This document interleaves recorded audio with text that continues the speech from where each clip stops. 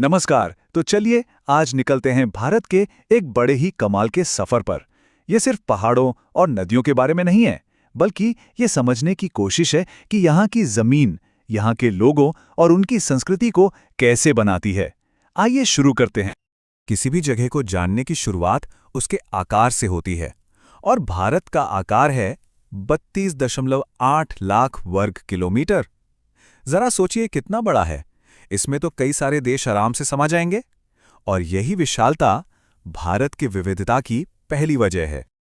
और इस विशाल जमीन पर रहते हैं 1.2 अरब से भी ज्यादा लोग।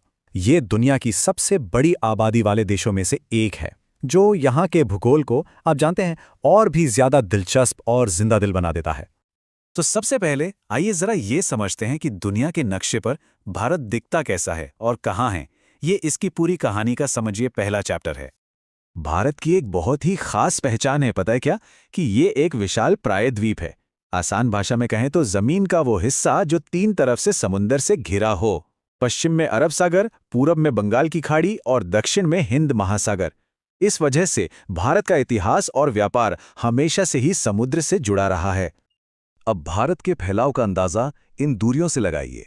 उत्तर में लद्दाख से लेकर एकदम नीचे दक्षिण में कन्याकुमारी तक करीब 3200 किलोमीटर, और पूरब में अरुणाचल प्रदेश से लेकर पश्चिम में कच्छ तक लगभग 2900 किलोमीटर। मतलब एक कोने से दूसरे कोने तक का सफर अपने आप में मौसम और कल्चर का एक पूरा नज़ारा है। अच्छा, अब उत्तर की तरफ चलते हैं और भारत की सबसे पहली और बड़ी पहचान को देखते हैं, हिमालय। ये सिर्फ पहाड़ नहीं है, ये एक दीवार की तरह है जो देश की हिफाजत करते हैं। वैसे हिमालय शब्द का मतलब ही है बर्फ का घर। ये संस्कृत के 2 शब्दों से मिलकर बना है, हिम यानी बर्फ और आलय यानी घर। और सच में ये उत्तर में एक बर्फीले पहरेदार की तरह ही तो खड़ा है। अब देखिए, हिमालय कोई एक अकेला पहाड़ नहीं है, बल्कि ये 3 समानांतर मतलब पैरेलल रेंज हैं। सबसे उत्तर में है हिमाद्री, जहां दुनिया की सबसे ऊंची ऊंची चोटियां हैं। फिर बीच में आता है हिमाचल, जहां हमारे सारे पसंदीदा हिल स्टेशंस बसे हुए हैं। और सबसे दक्षिण की तरफ हैं शिवालिक की पहाड़ियां। पहाड़ों से उतरकर अब हम आते हैं उस इलाके में जो भारत का पेट भरता है, दक्षिण की ओर फैले विशाल समतल मैदान। लेकिन ये मैदान इतने उपजाऊ क्यों हैं? इसका एक राज है जलोढ़ निक्षेप। इसे ऐसे समझिए कि ये हिमालय से आने वाली नदियों का एक गिफ्ट है। वो अपने साथ एकदम बारीक उपजाऊ मिट्टी बहाकर लाती हैं और यहाँ एक चादर की तरह बिछा देती हैं। ये मैदान सिंधु, गंगा और ब्रह्मपुत्र जैसी बड़ी नदियों की ही देन है। इनकी जमीन खेती के लिए एकदम परफेक्ट है। और जाहिर सी बात है, जहाँ खेती अच्छी होगी वहीं तो लोग बसेंगे। इसीलिए भारत की सबसे ज्यादा आबादी आपको इसी इलाके में मिलेगी।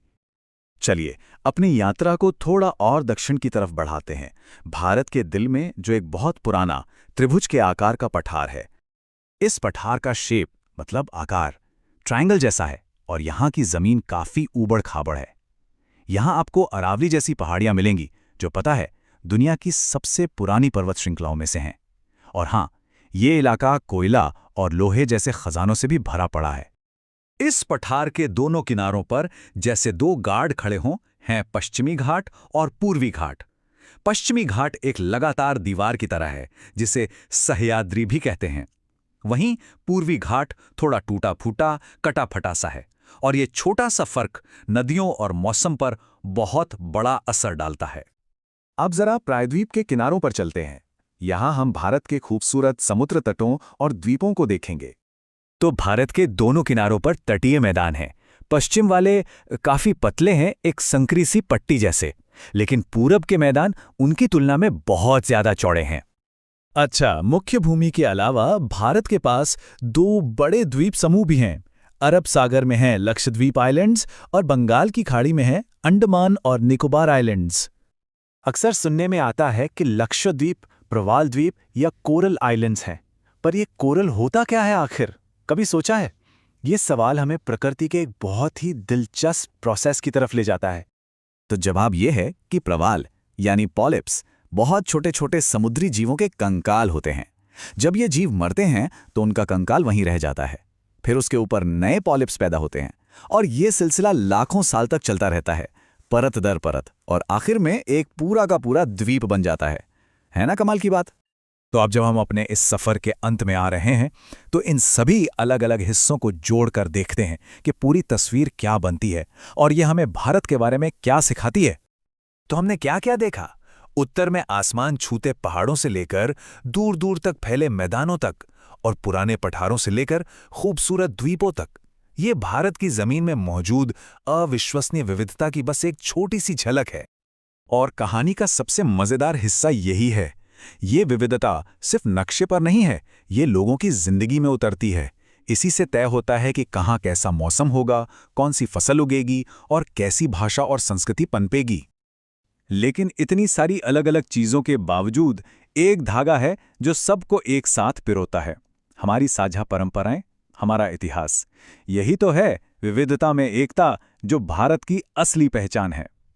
तो एक सवाल सोचने लायक है, भारत का ये हजारों साल पुराना भूगोल आज भी यहाँ की मॉडर्न संस्कृति, समाज और जिंदगी को कैसे बना रहा है?